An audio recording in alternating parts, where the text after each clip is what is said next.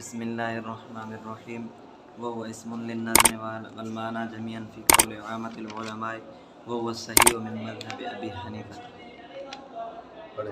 إلا أنه لم يجعل النظم ركنا لازما في قول جواز الصلاة في قولی یا فی حق کی؟ في حق ہاں تو دیکھ کے پڑھو في حق جواز الصلاة خاصة. بس. بسم اللہ الرحمن الرحیم.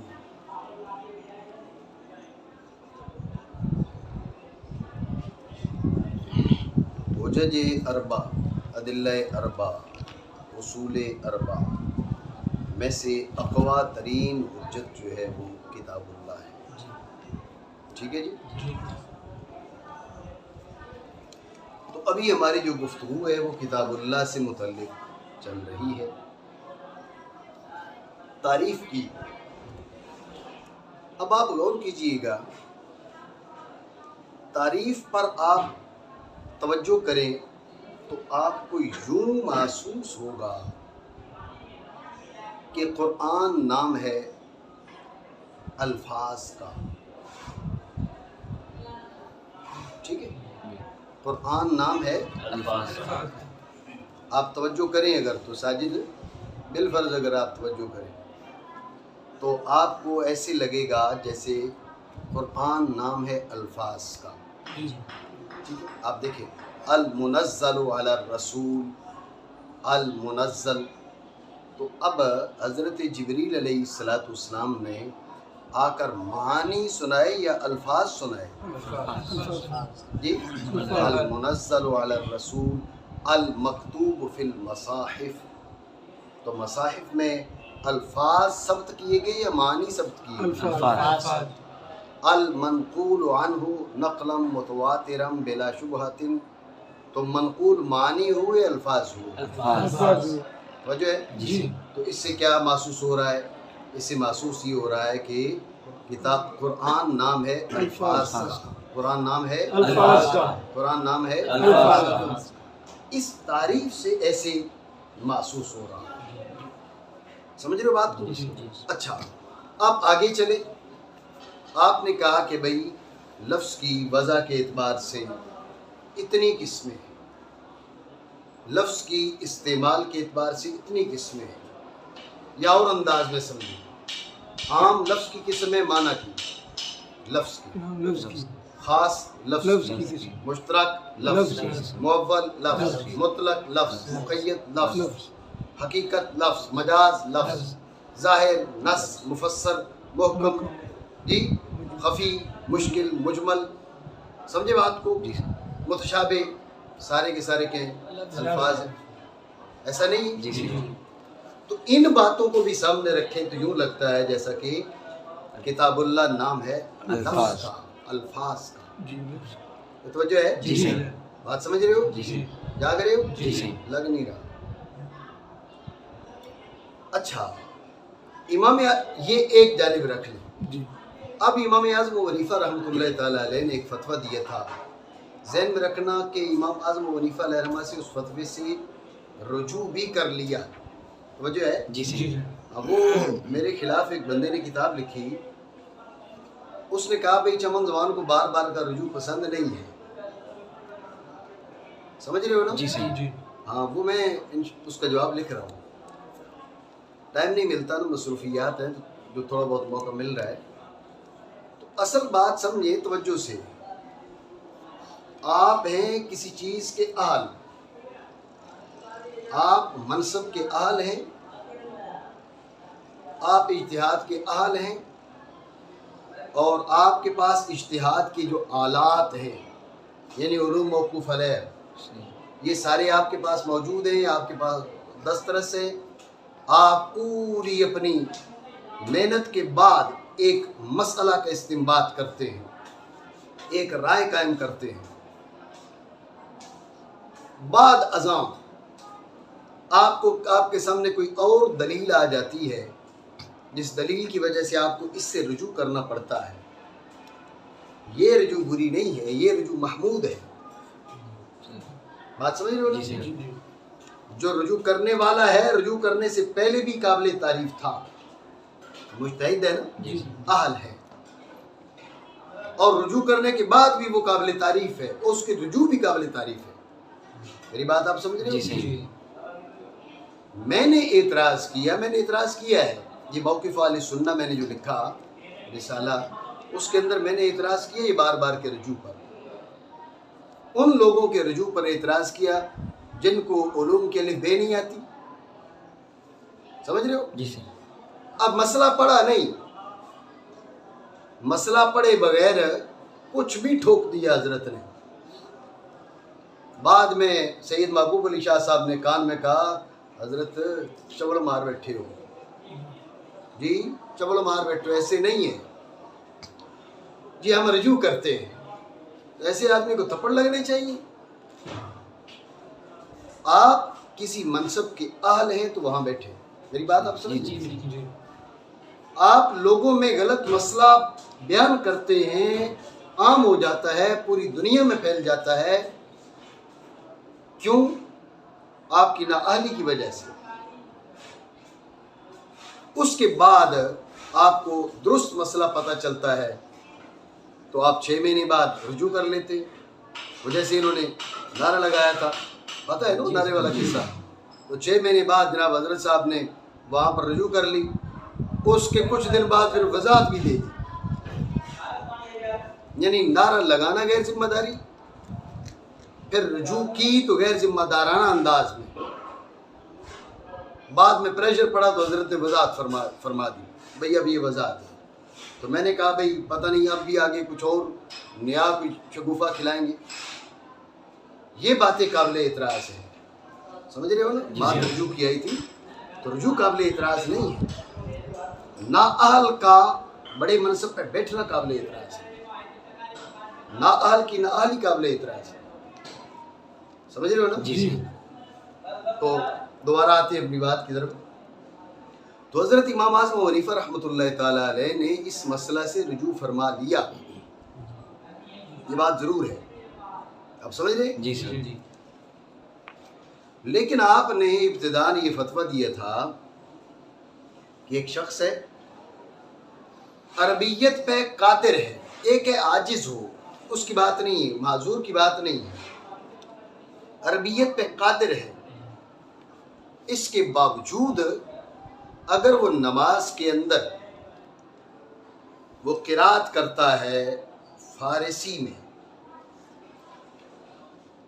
وہ فارسی میں قرات کرتا ہے جی، اور مطلق نہیں ہے ان کے، اس کے ساتھ کچھ اور قیود بھی امام ابو حنیفہ علیہ رحمہ نے لگائیں، تو اس کی نماز جائز ہے. سمجھ رہے بات؟ جی سر. توجہ ہے؟ جی سر. فارسی میں اگر قرات کرتا ہے تو نماز جائز ہے. یہ مسئلہ، یہ فتویٰ دیا امام اعظم ابو حنیفہ رحمۃ اللہ تعالیٰ. اب سوال یہ ہوا، اب امام اعظم ابو حنیفہ علیہ رحمہ کا یہ جو مسئلہ ہے، میں نے آپ کو ابتدا میں بتایا تھا کہ ایک ہے اصول فقہ بطریق حنفیہ، بطریق فقہا جسے کہا تھا، ایک ہے اصول فقہ بطریق شافعیہ جسے بطریق متکلمین بھی کہتے ہیں. ٹھیک ہے جی سر. اب حنفیوں کے سامنے جب آیا مسئلہ، حنفیوں نے کہا اس کا مطلب یہ ہے کہ امام اعظم ابو حنیفہ رحمۃ اللہ تعالیٰ علیہ کے نزدیک قرآن معنی کا لفظ ہے، معنی کا نام ہے. اس مسئلے، یہ جو مسئلہ ہے، اس سے تو یہ بات پتہ چل رہی ہے. تو میری بات سمجھ رہے ہو نہیں؟ اگر قرآن نام ہوتا لفظ کا تو قرآن میں فرق کہ فقرؤ ما تیسر من القرآن، اب قرآن پڑھنا فرض. اگر قرآن نام ہے لفظ کا تو لفظ کی ادائیگی فرض، ایسی ہی ہے نا؟ لفظ کی ادائیگی فرض. امام اعظم ابو حنیفہ فرما رہے ہیں کہ نہیں، اگر لفظ عربی والا چھوڑ دیتا ہے، فارسی میں قرات کرتا ہے تو پھر کیا ہو جائے گا؟ پھر بھی اس کی نماز جائز ہوگی. اس کا مطلب ہے کہ امام اعظم ابو حنیفہ علیہ رحمہ کے نزدیک قرآن لفظ کا نام نہیں ہے، معنی کا نام ہے. آپ سمجھ رہے بات؟ جی سر. قرآن کتاب اللہ کی جو تعریف کی، آگے جو تقسیم کی، اس سے یہ لگتا ہے کہ کتاب قرآن نام ہے الفاظ کا، لفظ کا. ٹھیک ہے. اور امام اعظم ابو حنیفہ علیہ رحمہ کے بیان کردہ اس مسئلہ جس سے آپ نے رجوع کر لی، لیکن اس مسئلہ سے یہ لگتا ہے کہ قرآن نام ہے معنی کا، تو دونوں باتیں آپس میں متعارض نہ ہو گئی؟ نہیں سمجھے ہوگی؟ اعتراض بن گیا نا بھائی، ہم لفظ کو قرآن بولیں یا معنی کو قرآن بولیں؟ لفظ کو قرآن بولتے ہیں تو امام اعظم حنیفہ علیہ رحمہ کے اس مسئلہ کو کدھر لے کے جائیں گے؟ معنی کو قرآن بولیں تو اب یہ جو تعریف ہے اور تقسیم ہے، اس سے تو یہ لگ رہا ہے کہ یہ لفظ کا نام ہے قرآن۔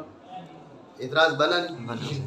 یہ اعتراض ہے، تو اس کے دفع کے لیے مصنف رحمۃ اللہ تعالی علیہ نے فرمایا وَهُوَ اسم للنظم والمعنى جميعا۔ سمجھ رہے ہو بات کو؟ وَهُوَ اسم للنظم والمعنى جميعا۔ آپ کے پاس کیا عبارت ہے؟ نہیں میرے پاس تو یہ وَهُوَ النظم والمعنى جميعا، اس سے کچھ اور پڑھی تھی، آپ پڑھو نا۔ وهو اسم للنظم والمعنى جميعا، جی وَهُوَ اسم للنظم والمعنى جميعا، میرے پاس میں وَهُوَ النظم والمعنى جميعا ایک ہی بات ہے۔ تو جواب یہ دیا، جواب کا خلاصہ یہ یوں کہ یہ اجمالی جواب کا خلاصہ اور اجمال یہ ہے کہ قرآن نہ فقط لفظ کا نام، قرآن نہ فقط معنی کا نام، قرآن لفظ اور معنی دونوں کا نام۔ کیا؟ قرآن لفظ اور معنی دونوں کا نام۔ بات سمجھے ہو؟ اور بعض حضرات نے یوں بھی کہا وَهُوَ اسم للنظم الدال علی المعنی، وہ نام ہے لفظ کا جو دال بر معنی ہے۔ وہ نام کس کا ہے؟ وہ نام کس کا ہے؟ لیکن مطلق لفظ کا نہیں، لفظ دال بر معنی کا، لفظ دال بر معنی۔ اتنی بات آپ سمجھے نہیں؟ بات آ گئی ذہن؟ وہ پھر جو اعتراضات ہوں گے اس کے بعد جب تو بات ہے یہ خلاصہ اعتراض اور جواب کا میں پھر آپ کو بتاتا ہوں۔ خلاصہ اعتراض کا یہ ہے کہ کتاب اللہ کی تعریف اور آگے کی تقسیمات سے یہ بات ظاہر ہوتی ہے کہ قرآن نام ہے لفظ کا۔ امام اعظم حنیفہ علیہ رحمہ سے مسئلہ مرویہ سے یہ بات پتہ چلتی ہے کہ قرآن نام ہے معنی کا۔ یہ باتیں دونوں باتیں آپ باہم متعارض ہیں، سمجھے؟ یہ اعتراض تو اس کا مصنف رحمۃ اللہ تعالی علیہ نے جواب دیتے ہوئے کہا کہ وہ اسم للنظم والمعنى جميعا، نہ تو اکیلے لفظ کا یہ نام ہے نہ اکیلے معنی کا یہ نام ہے، یہ لفظ اور معنی دونوں کا نام ہے۔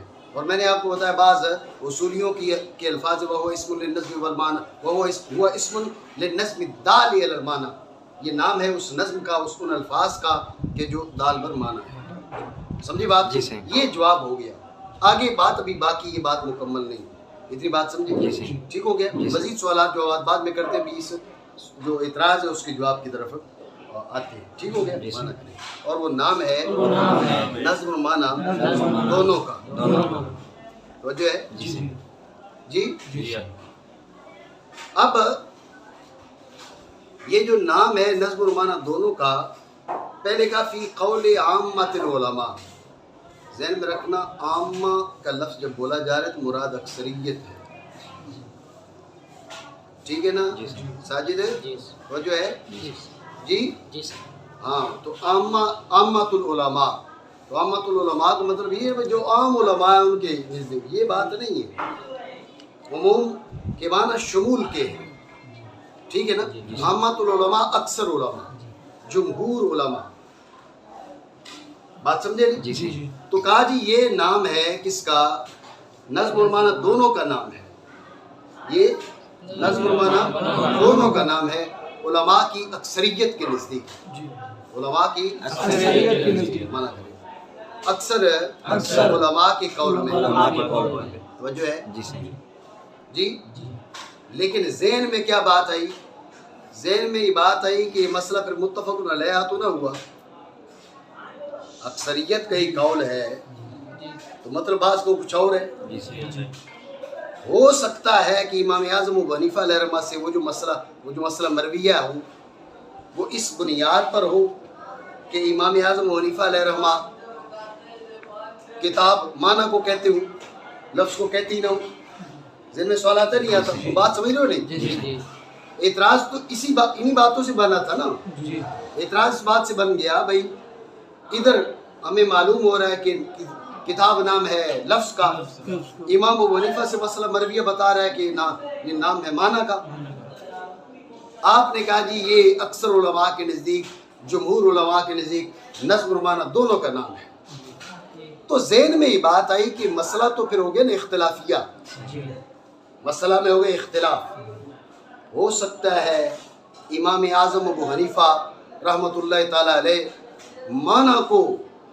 माना को कुरान कहते हूँ। सवाल आया नहीं आया? बात तो जो है नहीं सही नहीं है, तो बात समझ रहे हो?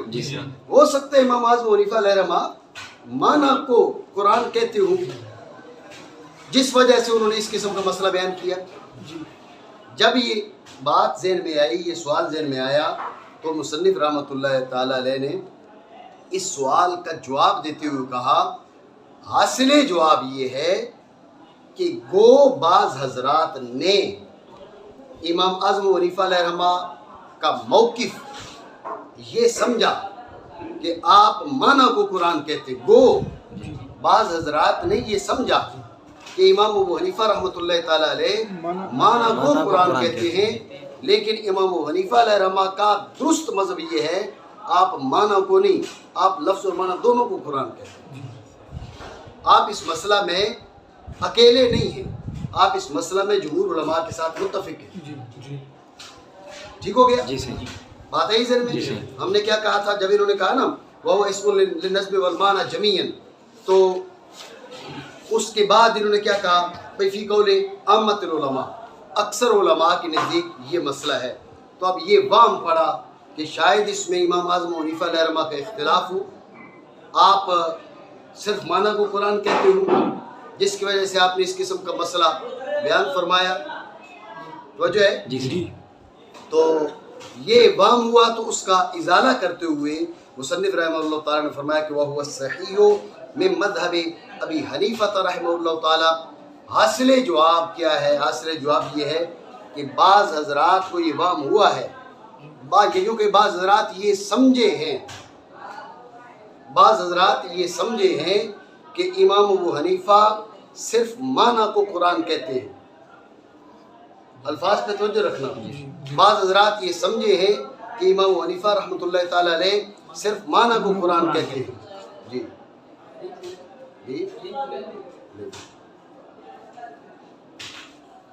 बाज़ हजरात ये समझे हैं कि इमाम अबू हनीफा रहमतुल्लाह ताला अलैह दोनों को इमाम आज़म अबू हनीफा रहमतुल्लाह ताला अलैह सिर्फ माना को कुरान कहते हैं, लेकिन ये दुरुस्त नहीं है। दुरुस्त क्या है? दुरुस्त ये है कि इमाम आज़म अबू हनीफा रहमतुल्लाह ताला अलैह का मौक़िफ़ वही है जो जमहूर उलमा का है कि किताब नाम है नस्ब और माना दोनों का। बात समझे? सवाल अभी तक खड़ा है कि फिर फारसी में किरात वाला मसला किधर लेके जाओगे, उसका जवाब देंगे। वो जो है और वही सही है इमाम अबू हनीफा के मज़हब से। वो जो है इबारात उलमा को समझे, ठीक है ना? ये इबारात उलमा को समझना ये ज़रूरी भी है और कमाल भी है, ठीक है ना? मैंने वह सही हो मिन मज़हब अबी हनीफा था, इसका मतलब मैंने क्या बयान किया? इसका मतलब मैंने ये बयान किया कि बाज़ हज़रात को अगरचे यूँ लगा है, बाज़ अगरचे समझे हैं कि इमाम अबू हनीफा अलैहिर्रहमा सिर्फ माना को कुरान कहते हैं। मैंने क्या कहा? मैंने कहा जी मुसन्निफ उसका जवाब दे रहे हैं, मुसन्निफ उसका इजाला कर रहे हैं कि बाज़ हज़रात अगरचे ये समझे हैं कि इमाम अबू हनीफा अलैहिर्रहमा सिर्फ माना को कुरान कहते हैं, लेकिन ये दुरुस्त नहीं है। दुरुस्त ये है कि इमाम हनीफा अलैहिर्रहमा नस्ब और माना दोनों को कुरान कहते हैं। जो जमहूर उलमा का मौक़िफ़ है वही इमाम आज़म अबू हनीफा अलैहिर्रहमा का मौक़िफ़ है। तो जो है तो मुसन्निफ रहमतुल्लाह ताला ने ये कहा कि बाज़ हज़रात ये समझे, ये बोला नहीं है? तो मैं कहाँ से ले आया? तो जो है इसीलिए कह रहा हूँ कि बात इबारात उलमा समझे। मुसन्निफ ने कहा वह हुआ सही, क्या कहा? वह हुआ सही। तो इख्तिलाफ की तो इशारा कर दी नहीं कर दी? ہیں؟ جی جی اختلاف کی طرف اشارہ کر دیا نا، اختلاف کی طرف اشارہ بھی کر دیا اور یہ بھی بتا دیا دوسروں نے جو سمجھے وہ صحیح نہیں ہے، یہ صحیح ہے، ٹھیک ہے؟ تو مصنف کے لفظ الصحیح، اگر اختلاف نہ ہوتا، امام اعظم ابو حنیفہ کی مراد اور مذہب سمجھنے میں اختلاف نہ ہوتا تو یہ لفظ امام ابو حنیفہ نہ، یہ مصنف رحمہ اللہ تعالیٰ یہ لفظ نہ بولتے، کیا کہتے؟ وہوا مذہب ابی حنیفہ، امام ابو حنیفہ کا بھی یہی مذہب ہے، یہ کہتے۔ لیکن مصنف رحمہ اللہ تعالیٰ نے یہ نہیں کہا کہ وہ مذہب ابی حنیفہ تھا، آپ نے کہا وہ صحیح ہو من مذہب ابی حنیفہ تھا، اس سے اشارہ کر دیا کہ اختلاف ہے، سمجھنے والوں کو کا اختلاف ہے۔ بعض نے سمجھا کہ امام ابو حنیفہ صرف معنی کو کیا کر رہے ہیں؟ وہ قرآن کہہ رہے ہیں، لیکن یہ درست سمجھے ہیں لیکن درست نہیں ہے۔ درست کیا ہے؟ درست یہ ہے کہ نظم و معنی دونوں کو قرآن کہہ رہے ہیں، جو جمہور کا مذہب ہے۔ سمجھے بات؟ میری بات سمجھ رہے ہو نہیں؟ ٹھیک ہے۔ اور میں آپ کو ایک اور بات بتاؤں، مصنف کے اسی جملے کے نکات پر آئیں گے نا تو بات بہت لمبی ہو جائے گی، ٹھیک ہے؟ مصنف رحمہ اللہ تعالیٰ نے اس جملے سے ایک اور بات کی طرف اشارہ کر دیا، وہ کیا؟ وہ یہ کہ امام ابو حنیفہ علیہ الرحمہ نے اس مسئلہ میں نص نہیں فرمائی۔ کچھ باتیں وہ ہوتی ہیں جو امام ابو حنیفہ علیہ الرحمہ ہمارے ائمہ نص فرما دیتے ہیں کہ میرا مذہب یہ ہے، وجہ ہے میرا موقف یہ ہے، سمجھ رہے ہو؟ تو جب نص فرما دیں پھر تو بات واضح ہو گئی نا۔ اب عباس سے پوچھا ہم نے تمہاری قوم کیسے؟ نے کہا میں جعفری ہوں، میں بلوچ ہوں، جعفری ہوں۔ اب اس میں اختلاف کی تو بات ہی کوئی نہیں ہے، سمجھ رہے بات؟ اختلاف کی بات تب ہوتی ہے جب صراحت نہ ہو، اب ہم کو کسی بات سے سمجھنا پڑے، میری بات آپ سمجھ رہے ہیں؟ تو امام ابو حنیفہ علیہ الرحمہ نے اس مسئلہ میں نص نہیں فرمائی، نہ آپ نے یہ کہا کہ میں نظم و معنی دونوں کو قرآن کہہ رہا ہوں، نہ آپ نے یہ کہا کہ میں صرف معنی کو قرآن کہہ رہا ہوں۔ آپ کی گفتگو سے علماء نے استنباط کیا ہے، آپ کی گفتگو سے لوگوں نے سمجھا ہے، بات سمجھ رہے ہو نہیں؟ تو بعض نے یہ سمجھا کہ امام ابو حنیفہ رحمۃ اللہ تعالی علیہ صرف معنی کو قرآن کہتے ہیں، اور بعض نے سمجھا نہیں، ایسی بات نہیں ہے، صرف معنی کو قرآن نہیں کہتے، نظم و معنی دونوں کو قرآن کہتے ہیں۔ میری بات آپ سمجھے نہیں؟ ٹھیک ہو گیا؟ تو مصنف کی اس ایک لفظ سے اس بات کی طرف اشارہ ہو گیا کہ امام ابو حنیفہ کی اس مسئلہ میں نص موجود نہیں ہے، ٹھیک ہے؟ مصنف کے اس جملے سے بات واضح ہو گئی۔ کیسے واضح ہو گئی؟ اس لیے کہ اگر نص موجود ہوتی تو اختلاف نہ ہوتا، سمجھ رہے بات کو؟ نص موجود ہوتی تو اختلاف نہ ہوتا۔ اب یہ وہو صحیح اختلاف کی طرف اشارہ کر کے جہاں اختلاف کی طرف اشارہ کیا وہی اشارہ کر دیا نص نہیں امام ابو حنیفہ، بات سمجھ رہے ہو؟ ٹھیک ہے؟ تو ایک بات سے اور ایک جملے سے 10-20 مسائل جو ہے وہ ان کا استخراج اور استنباط کیے جا سکتا ہے۔ آپ دیکھیں نا، حضرت مولا علی مشکل کشا شیر خدا رضی اللہ تعالیٰ عنہ آپ سے پوچھا کسی نے پوچھا کہ آپ کے پاس کوئی اور کتاب بھی ہے؟ آپ کے پاس کوئی اور کتاب بھی ہے جو آپ نے چھپا کے رکھی ہوئی ہے؟ تو آپ نے فرمایا ایسی کوئی بات نہیں ہے، ٹھیک ہے؟ تو آپ نے بتایا کہ بھئی وہ آپ کے تلوار کے دستے کے اندر جو ہے نا آپ رکھتے تھے، جس کے اندر چند ایک حدیث پاک کی چند ایک چیزیں صحیح بخاری کے اندر موجود ہے، وہ چیزیں تفصیل لکھی ہوئی تھی۔ تو اس کے علاوہ ہمارے پاس قرآن ہی ہے، لیکن ہمارے پاس وہ فام ہے جو اللہ رب العالمین کسی کو عطا فرمائے، وہ فام ہے، سمجھ رہے بات کو؟ تو وہ فام کتنا ہے؟ اب دوسری وہ بعض مفسرین نے نقل کیا، فام اتنا ہے کہ اگر ہم سورہ فاتحہ کی تفسیر لکھے نا تو 70 اونٹوں کو لاد دے، سبحان اللہ، سمجھ رہے بات کو؟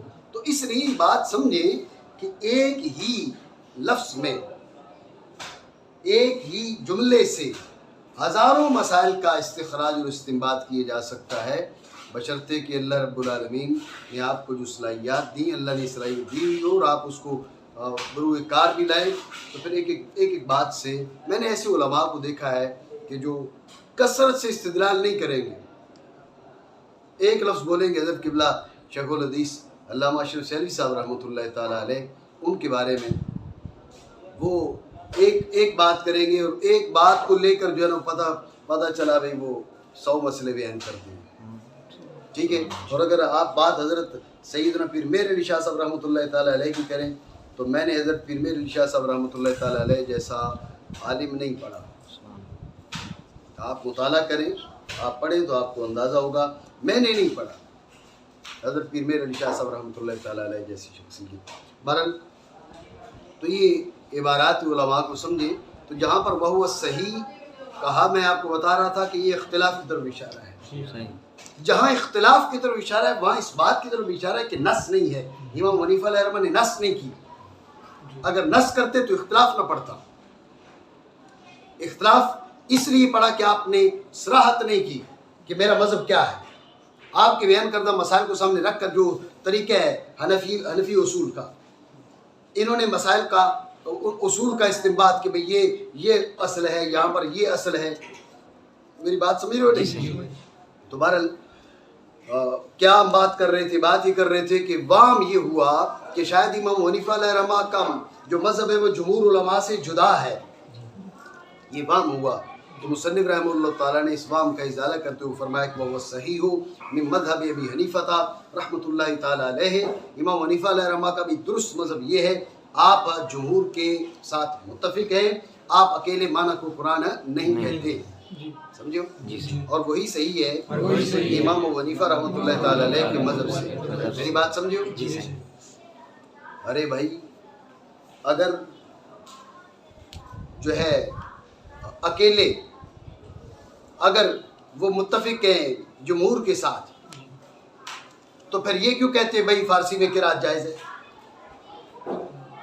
وہ یہ کیوں کہہ رہے ہیں کہ فارسی میں قرات جائز ہے؟ سوال تو بنتا ہے. بات ہے یہ ذہن میں. تو اس کا جو جواب ہے مصنف رحمہ اللہ تعالیٰ نے جو دیا، الا انہ لم یجعل النظم رکنا لازما فی حق جواز الصلاۃ خاصۃ. بات یہ ہے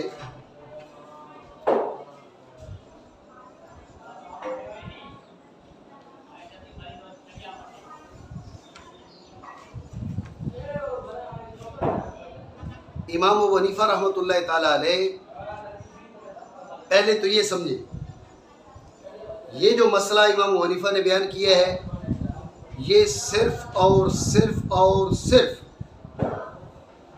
نماز کے لیے ہے اور کسی کے لیے نہیں.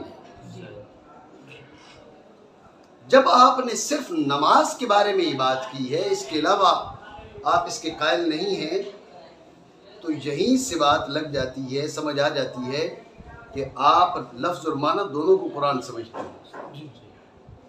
نہیں سمجھو بات؟ اگر صرف معنی کو قرآن سمجھے، امام ابو حنیفہ رحمۃ اللہ تعالی علیہ کا مذہب ہو کہ معنی قرآن ہے، لفظ قرآن نہیں ہے. وجہ ہے معنی قرآن ہے، لفظ قرآن نہیں ہے، تو پھر نماز کی قید کیوں لگاتے ہیں؟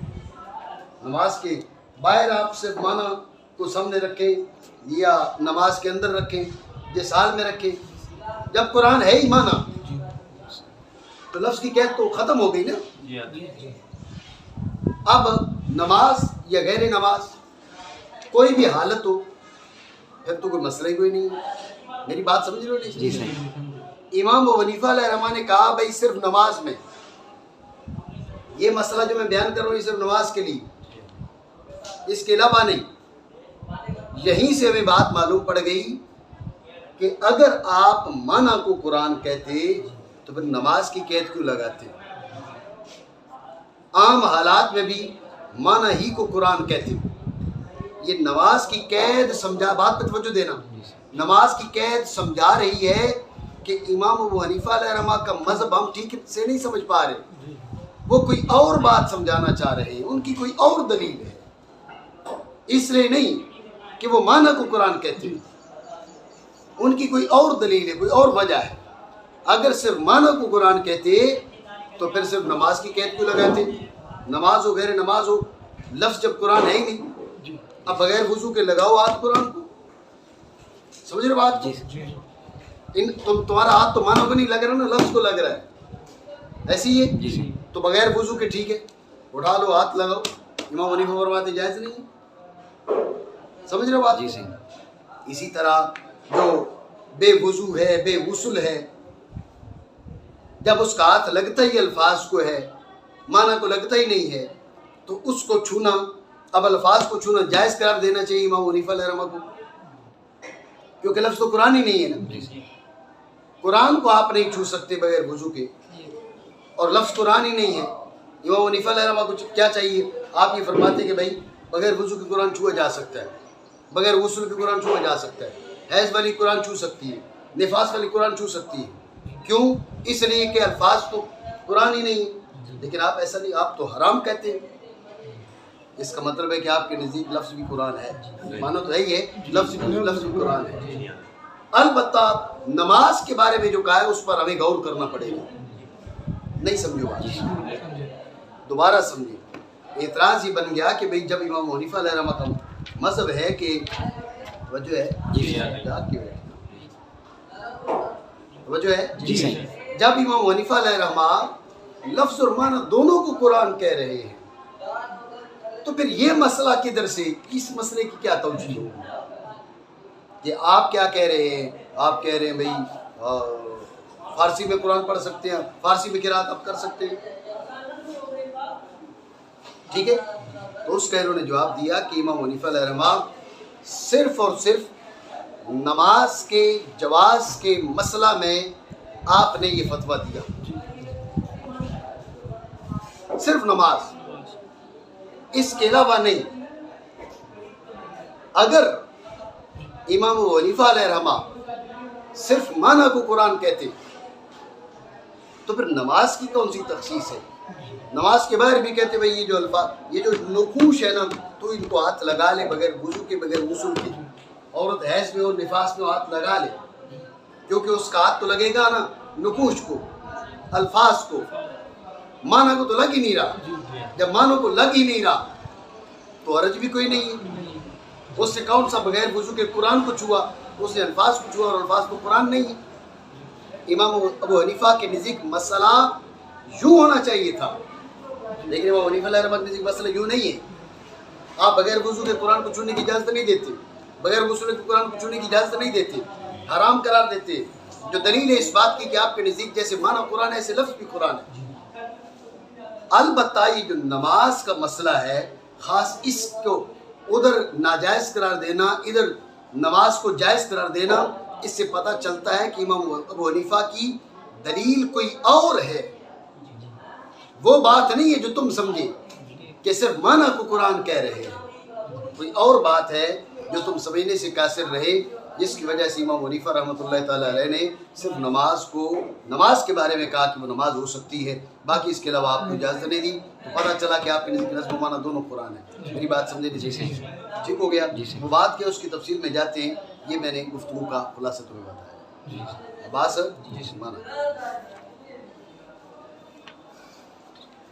مگر نہیں بنایا امام ابو حنیفہ نے نظم کو رکن لازم نماز کے جواز کے حق میں بالخصوص. ٹھیک ہے نا, تو یہ جو بالخصوص ہے یہ بتا رہا ہے کہ آپ نظم و معنی دونوں کو قرآن کہتے ہیں. اگر صرف معنی کو قرآن کہتے تو نماز کی خصوصیت کون سی تھی؟ یہ بات سمجھے نہیں سمجھے؟ ٹھیک ہو گیا. معنی شروع سے لے کر یہاں تک ایک بار پھر کریں, مزید تفصیل کی طرف چلتے ہیں. ساجد اور وہ نام ہے معنی, نظم اور معنی دونوں کا اکثر علماء کی قول ہے اور وہی صحیح ہے امام ابو حنیفہ رحمۃ اللہ تعالیٰ علیہ کے مذہب سے. مگر آپ نے نہیں بنایا نظم کو رکن لازم خاص نماز کی جواز کے حق میں. ٹھیک ہو گیا, بات ہے ذہن میں. تو اب آپ دیکھیں انہوں نے کہا وَهُوَ النَّظْمُ, کیا کہا؟ وَهُوَ النَّظْمُ. یہ بھی سمجھ لیں یہ جو ادب ہے نا یہ بڑی چیز ہے. از خدا جو یہ توفیق ادب. اہل سنت جو ہیں وہ ادب والے ہیں. ٹھیک ہے. مطلب ولیوں کا ادب سنی کرے گا، صحابہ کا ادب سنی کرے گا، نبیوں کا ادب سنی کرے گا، اہل بیت کرام کا ادب سنی کرے گا. کوئی سنیوں کے کھاتے میں کوئی بے ادبی ہے؟ جی سنیوں کے کھاتے میں تو کوئی بے ادبی نہیں ہے نا. یعنی آپ کا اعتراض ہے بھائی دیوبندیوں کے اکابر نے کیا کیا، وہ اللہ رسول کی بے ادبیاں کی. ٹھیک ہے، ان کے کھاتے میں، ہمارے کھاتے میں نہیں ہے. ہمارے کھاتے میں نہ ذات خدا بندی کی بے ادبی، نہ انبیاء کی بے ادبی، نہ صحابہ کی بے ادبی، نہ اہل بیت کرام کی بے ادبی، حتیٰ کہ جو اولیاء ہیں بعد والے ان کی بھی بے ادبی سنیوں کے کھاتے میں نہیں آتی. ٹھیک ہے، سنی کیا ہے؟ ادب والے لوگ ہیں. بات آئی ہے ذہن میں. یہ ایک بدبختی تو اب سنی نہیں ہے نا، ہم اس کو سنی نہیں مانتے. اس بدبخت نے سیدہ فاطمہ زہرا رضی اللہ تعالیٰ عنہا کی بے ادبی کی، ہم اسے سنی نہیں مانتے. سمجھو بات کو. تو اب بھی جو سنی ہے وہ بے ادب نہیں ہے، جو بے ادب ہے وہ سنی نہیں. سمجھو بات کو. سنیوں کے کھاتے میں الحمدللہ بے ادبی نہیں ہے. آپ دیکھیں اصل میں تو وہ لفظ والمعنی جمیعاً کیا تھا؟ وہ لفظ کیا؟ اب بات ہو رہی تھی قرآن عظیم کی. کس کی؟ قرآن عظیم کی. تو لفظ جو ہے اپنے لغوی عرفی نہیں، عرفی معنی کے لحاظ سے لفظ ما یتلفظ به. عرف میں لفظ کے معنی کیا ہے؟ ما یتلفظ به. کیا؟ ما یتلفظ به. لغوی معنی کے لحاظ سے لفظ کے معنی رمج کے. لفظ کے معنی کیا ہے؟ رمج کے، پھینکنا، منہ سے کسی چیز کو پھینک دینا، یہ لفظ ہے. وجہ ہے جی سر. اب وہ جو لغوی معنی ہے نا، عرفی نہیں. یہ بات ذہن میں رکھنا. ادب اور بے ادبی کا جو مدار ہے وہ عرفی معنی ہے. کون سی معنی ہے؟ لغوی نہیں. یار بولو شور کیوں کر رہے ہیں؟ شور کیوں کر رہے ہیں آپ؟ چاہے گرا دیں گے. بولے شور نہ کرے. ہم سے زیادہ تو آپ کی آواز آتی ہے یہاں پر. توجہ ہے آپ کی. یہ ضابطہ بھی ذہن میں رکھیں. جب میں نے یہ ضابطہ ذکر کیا نا کہ یہ ادب اور بے ادبی کا مدار عرف ہوتا ہے، تو جب بھی یہ جاہلوں کے ٹولے نے اس ضابطے کا مذاق اڑایا، حالانکہ اعلیٰ حضرت رحمۃ اللہ تعالیٰ علیہ نے اپنے فتاویٰ کے اندر متعدد بار اس ضابطے کو ذکر کیا. اعلیٰ حضرت علیہ رحمہ کے جو والد گرامی ہیں انہوں نے کتاب لکھی 20 ضابطوں پر مشتمل. اس میں مستقل ایک پورا عنوان اسی ضابطہ کے مطابق ہے. ادب اور بے ادبی کا مدار عرف ہے. سمجھ رہے بات کو. میں ایک لفظ نہیں دہرانا چاہوں گا ریکارڈنگ کے بیچ. تو وہ مجھے کسی نے کہا کہ اس نے مجھے یہ لفظ بولا ہے. تو میں نے کہا یہ تو بہت غلط لفظ ہے. تو وہ میرے پاس آیا تو میں نے اسے کہا کیوں بولا؟ اس نے کہا اس میں کیا ہے؟ اس نے کہا میں بول رہا ہوں. میں حیران بھائی یہ لفظ کیسے بول رہا ہے. پھر مجھے پتہ چلا کہ سندھی عرف میں یہ لفظ برا نہیں ہے، اردو عرف میں یہ لفظ برا ہے. ٹھیک ہے نا. تو لہٰذا سندھی عرف میں آپ بولتے رہیں گے. تو اس لیے جو ادب اور بے ادبی کا مدار ہے وہ ہے عرف. تو عرف میں لفظ کے معنی برے نہیں ہیں. آپ ادب کا معیار دیکھیں، ہمارے اکابر کا ادب کا معیار دیکھیں کہ ادب کا معیار عرف تھا. عرف کے لحاظ سے بے ادبی نہیں بنتی. انہوں نے کہا اصل جو معنی ہے لغوی طور پر، اس لحاظ سے یہ لفظ کا اطلاق قرآن کے لیے تھوڑا مناسب نہیں. اصل معنی کے لحاظ سے اگر بولتے تو بے ادبی نہ ہوتی. بات ذہن میں رکھ لیں. اگر کہتے وہ لفظ والمعنی جمیعاً تو بے ادبی نہیں تھی، کیونکہ عرف میں معنی برے نہیں ہیں. عرف میں ما یتلفظ بھی، سمجھ رہے بات کو. لیکن اپنے لغوی معنی کے لحاظ سے جو دور کے معنی ہیں اس معنی کے لحاظ سے قرآن کے لیے ذرا مناسب نہیں تھے. قرآن کے لیے ذرا مناسب نہیں تھے. تو مصنف رحمہ اللہ تعالیٰ نے لفظ ہی بدل لیا. وہ لفظ والمعنی کے وجہ کا وہ نظم والمعنی. یہ انداز ادب ہے. سمجھ رہے ہو بات کو؟ جی جی اور ادب والا کبھی محروم نہیں ہوتا، یہ بات ذہن میں رکھنا۔ ان جادوگروں نے ادب کیا تھا حضرت سیدنا موسیٰ علیہ نبی علیہ السلام کا، حالانکہ نبی کے مقابلے میں آئے تھے لیکن تھوڑا سا ادب کر لیا۔ انہوں نے کہا جی پہلے آپ اپنی لاٹھی پھینکیں گے، پہلے ہم کریں۔ تو فرعون کو توفیق ایمان کی نہیں ملی اور یہ جو ہے ادھر کے ادھر ہی ایمان قبول کر بیٹھے۔ سمجھ رہے ہو نا؟ تو اس لیے از خدا جو ہے توفیق ادب تو ہمارے اکابر کے اسلوب ہے۔ علامہ صاحب فتح القدیر رحمۃ اللہ تعالیٰ علیہ کا ایک جملہ مجھے یاد ہے، استاد گرامی استاد علامہ غلام محمد توسوی صاحب رحمۃ اللہ تعالیٰ علیہ ہدایت شریف پڑھا رہے تھے تو آپ کے سامنے فتح القدیر تھی، تو فتح القدیر اس دن لے کر آئے تھے۔ اس دن وہ جملہ پڑھ کے سمجھایا، بتایا، کہا کہ ایک حدیث ذکر کی تھی نا صاحب ہدایہ نے، اور وہ حدیث امام ابن الحمام کو ملی نہیں، تو ابن الحمام رحمۃ اللہ تعالیٰ نے یہ نہیں کہا کہ صاحب ہدایہ نے حدیث ایسی لکھ دی ہے، جی ایسی لکھ دی ہے، تھی نہیں جناب، دیکھو یہ ایسی لکھ دی ہے۔ تو آپ نے کہا کہ بھائی بات یہ کہ یہ حدیث ہمارے اس قسم کے حدیث ہمارے بزرگوں نے ذکر کی ہے، لیکن ہماری نظروں کی کوتاہی نے یہ ہم سے چھپا دی ہے، ہماری نظروں کی کوتاہی نے ہم سے چھپا دی ہے۔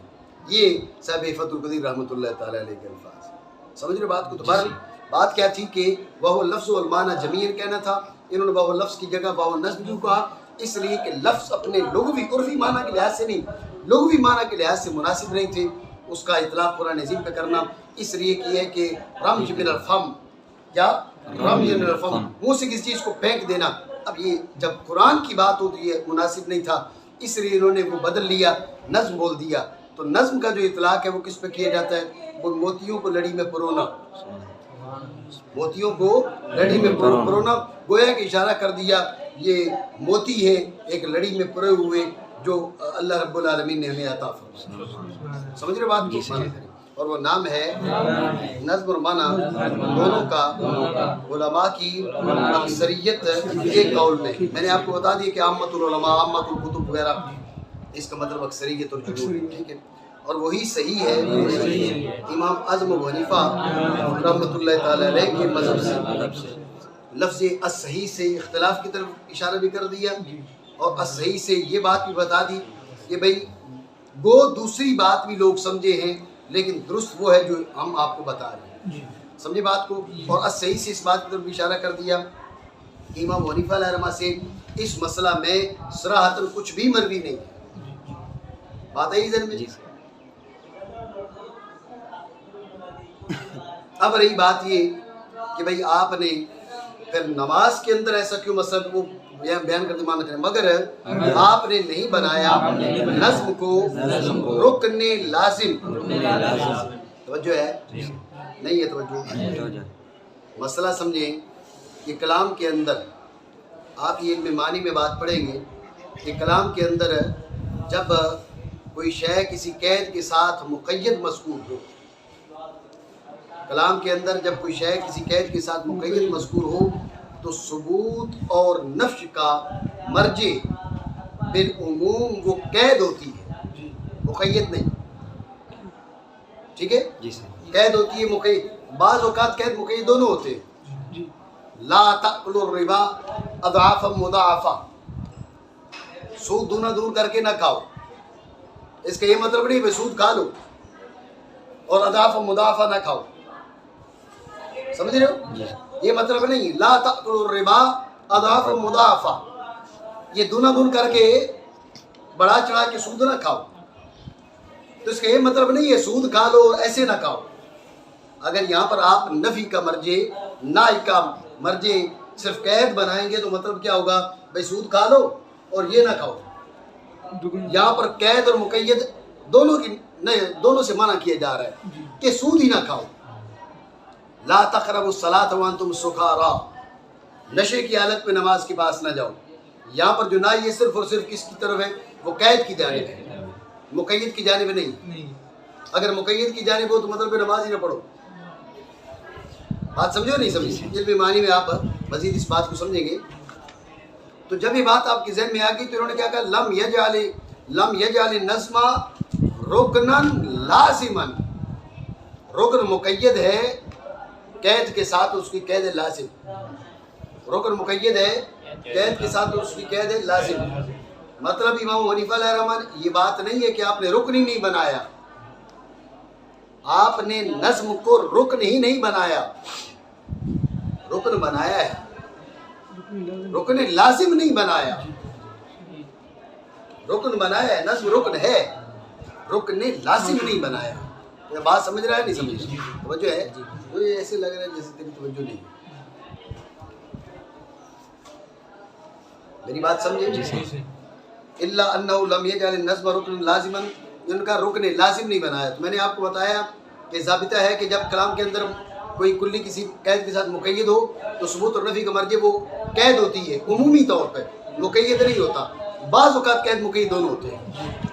जब ये बात आपके ज़हन में आ गई तो इन्होंने क्या कहा, लम यजअल नज़्म रुकनन लाजिमन, रुकन को मुक़य्यद किया इसके साथ, लाजिम के साथ, उसकी कैद लाजिम जिक्र की। इसका मतलब क्या है कि रुकन तो बनाया है, रुकन लाजिम नहीं बनाया। इतनी बात समझे? जी सही। तो जो है सवाल ये हो गया कि भाई रुकन तो होता ही वो है जो लाजिम हो, रुकन तो शय का जुज़ है ना। क्या समझा क्या है रुकन को? जी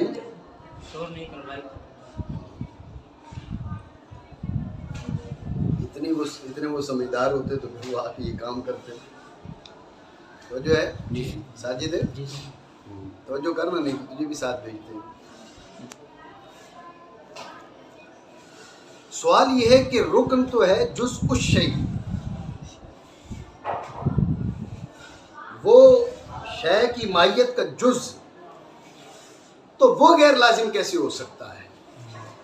रुकनन लाजिमन से ये बात मालूम पड़ रही है कि इमाम हनीफा रहमा के नज़दीक रुकन की दो किस्में, एक रुकन लाजिम और एक रुकन गैर लाजिम। ऐसे एक रुकन लाजिम और एक रुकन गैर लाजिम।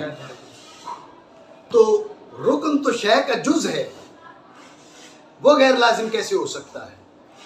एतराज बना नहीं, समझे? तो उसका जवाब ये है कि रुकन तो लाजिम ही है, रुकन तो शय को लाजिम ही है, लेकिन बाज़ औक़ात यूँ होता है कि उसके कायम काम की वजह से बाज़ अहकाम के हक़ में उसे अज़्र शरा साकित कर दिया जाता है। जिस रुकन की ये शान हो उसे रुकन गैर लाजिम कहते हैं। बात समझे नहीं? तो जो रखो ये बात, ये अल्फाज मेरे समझो। रुकन तो लाजिम ही होता है, लेकिन बाज़ अरकान ऐसे होते हैं कि बाज़ हालात में उनका कायम काम होने की सूरत में, कायम काम होने की सूरत, बाज़ हालात में उनका कायम काम होने की सूरत में अज़्र शरा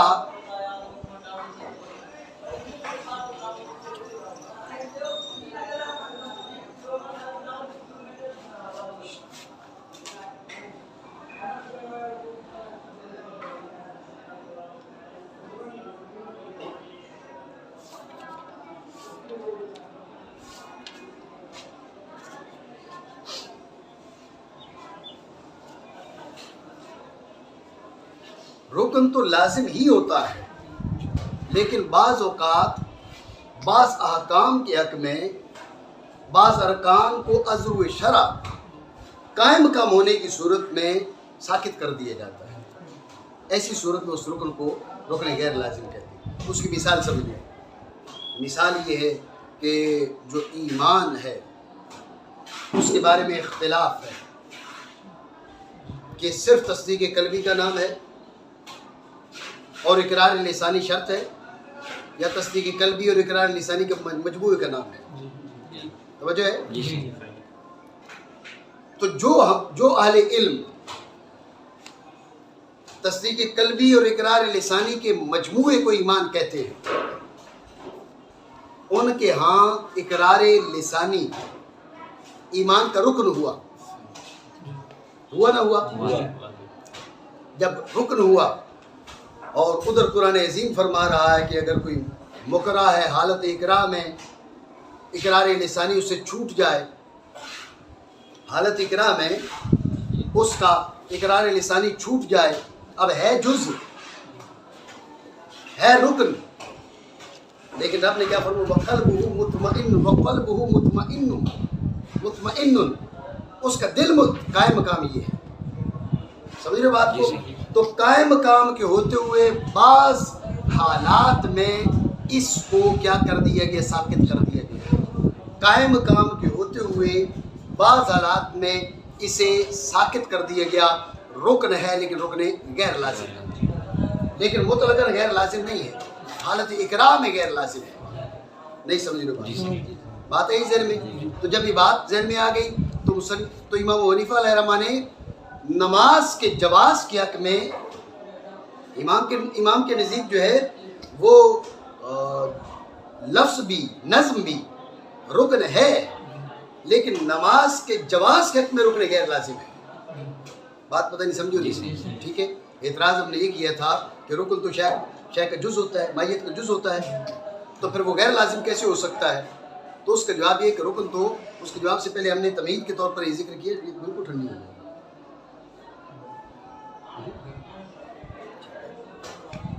تو اس کا جواب یہ ہم نے دیا کہ رکن تو شے کو لازم ہوتا ہے، لیکن بعض اوقات بعض احکام کے حق میں قائم مقام کے ہوتے ہوئے بعض ارکان کو عذر شرع ساکت کر دیا جاتا ہے، اس کو رکن غیر لازم کہتے ہیں، سمجھے بات کو؟ اس کی مثال دی ہم نے، جیسا کہ وہ ان ائمہ کے نزدیک اقرار لسانی جو اقرار لسانی کو جز مانتے ہیں، جو شرط مانتے ہیں، ان پر یہ ان کے مذہب پر یہ گفتگو نہیں ہوگی، جو اقرار لسانی کو جز مانتے ہیں تو ان پر یہ اعتراض ہوگا کہ اقرار لسانی تو حالت اقرار میں ساکت ہو جاتا ہے، تو اس کا جواب یہی دیتے ہیں کہ حالت اقرار میں اس کا قائم مقام قلبہ مطمئن یہ پایا جا رہا ہے، تو چونکہ قائم مقام موجود ہے تو قائم مقام کے ہوتے ہوئے شریعت مطہرہ نے کیا کیا، اس سے اس کو ساکت کر دیا، تو خاص اس حالت پہ رکن غیر لازم ہے، مطلقاً غیر لازم نہیں، بات ذہن میں رکھنا، خاص اس حالت میں رکن تو تب بھی ہے لیکن رکن غیر لازم ہے اس حالت میں۔ تو امام ابو حنیفہ علیہ الرحمہ نے خاص نماز کے جواز کے حق میں اس نظم کو رکن پھر بھی مانا، رکن غیر لازم مانا اس انداز میں کہ آپ کیا کرو، وہ کیا ہو، وہ اگر عربی نہیں پڑھ سکتے ہو تو فارسی پڑھ لو، یہ قائم کام آ گیا نا فارسی، اور معنی برقرار رہے، معنی میں کسی قسم کا خلل نہ ہو، اور کہتے میں نے آپ کو کہا تھا کہ لگائیے امام ابو حنیفہ علیہ الرحمہ، معنی میں خلل نہ ہو، تفسیر نہ آپ پڑھنے لگ جاؤ، سمجھی بات کو؟ تقدیم تاخیر نہ ہو جائے، ان ساری باتوں کا لحاظ کرو، تو آپ نے رکن تو مانا، رکن غیر لازم خاص نماز کے جواز کے حق میں اسے قرار دیا، تو اس کو سامنے رکھ کے کون کہہ سکتا ہے کہ امام حنیفہ علیہ الرحمہ نظم کو نہیں مانتے قرآن؟ نہیں سمجھے بات کو؟ بات آ گئی ذہن میں؟ نہیں بنایا آپ نے نظم کو رکن لازم ہے خاص نماز کے جواز کے حق میں، یہ بات ذہن میں رکھیں، یہ جو گفتگو امام حنیفہ علیہ الرحمہ نے فرمائی افضل تو آپ نے اس سے رجوع کر لی ہے۔ ثانیاً یہ بات ہے غیر معذور کے حق میں، معذور اگر عربی میں قرات نہیں کر سکتا اس کا مسئلہ بالاتفاق اور ہے دوسرا، اس میں امام حنیفہ علیہ الرحمہ کوئی تخصیص نہیں، ٹھیک ہو گیا؟ اب رہی بات کہ امام حنیفہ علیہ الرحمہ نے خاص نماز کے حق میں اسے رکن غیر لازم کیوں بنایا، ٹھیک ہے؟ تو ہمارے بعض علماء نے یہ کہا کہ دلیل امام حنیفہ علیہ الرحمہ پر ظاہر ہوئی، اور امام حنیفہ علیہ الرحمہ نے اس دلیل کی وجہ سے ایسے کہا، تفصیل نہیں بیان کی، بعض نے کچھ تفصیل بیان کرنے کی کوشش کی۔ اصل میں جو نماز ہے یہ بندے کا اور رب کا خاص تعلق ہے، ہر وہ چیز جو اس خاص حالت میں خلل ڈالے، شریعت کہتی ہے رو اس سے رک جا، کھانا حاضر ہے، بھوک لگی ہوئی ہے، تو کہا تو پہلے کھانا کھا لے تاکہ تیرا دھیان نہ بٹے، ہر وہ چیز جس سے تیرا دھیان بٹے، شریعت نے کہا ہٹا دو اس کو، ان کو ہٹا دو، تاکہ تیرا جو رابطہ ہے وہ کامل طریقے سے اپنے پروردگار سے ہو سکے۔ اتنی بات سمجھے؟ جب امام حنیفہ علیہ رحمہ نے قرآن عظیم کے الفاظ پہ غور کی، وجہ ہے قرآن کی بلاغت پہ غور کی، تو ذہن میں بات آئی کہ بندہ تو اس بلاغت میں پھنس کے رہ جائے گا، ادھر توجہ کدھر جائے گی؟ بندہ تو قرآن کی بلاغت میں پھنس کے رہ جائے گا اور حیران اور ششدر ہو کر، یار کیا کلام ہے، سبحان اللہ، کیا عظیم الشان انداز ہے۔ اب یہ جو بلاغت قرآن میں اس کے ذہن کا انہماک ہے اور توجہ ہے، یہ اس کی توجہ ادھر جانے سے روک دے گی، نہیں سمجھے؟ اس لیے امام حنیفہ علیہ رحمہ نے فرمایا توجہ کامل کرنے کے لیے الفاظ قرآنی اگر چھوڑ دیتا ہے تو ضروری یہاں پر الفاظ نہیں ہے، یہاں پر ضروری توجہ ہے، یہاں پر ضروری خشوع اور خضوع ہے، یہاں پر ضروری رب سے رابطہ ہے۔ آپ سمجھ رہے ہو بات؟ تو لہٰذا جیسے رسول اللہ صلی اللہ علیہ وسلم نے باقی ہر خلل ڈالنے والی چیز کو فرمایا کہ تو اس کو چھوڑ دے، یہ خلل ڈالنے والی چیز نہیں ہے، لیکن بعض اوقات انسان اس میں پھنس کے رہ سکتا ہے، اس لیے فرمایا جو ضروری ہے وہ کر، وہ کیا؟ ادھر رابطہ بنا، ادھر رابطہ بنا، الفاظ چھوڑ دے، تو قائم کام لے، جن الفاظ میں اس کو یاد کر سکتے یاد کر، تاکہ رابطہ صحیح ہو جائے تیرا۔ بات سمجھے؟ تو بعض حضرات نے کہا یہ وجہ تھی، امام حنیفہ علیہ رجوع کر لی، لیکن پھر بھی جو مسئلہ فرمایا، میری بات سمجھو نہیں سمجھے؟ ٹھیک ہو گیا؟ کوئی بات ایسی جو سمجھنا ہے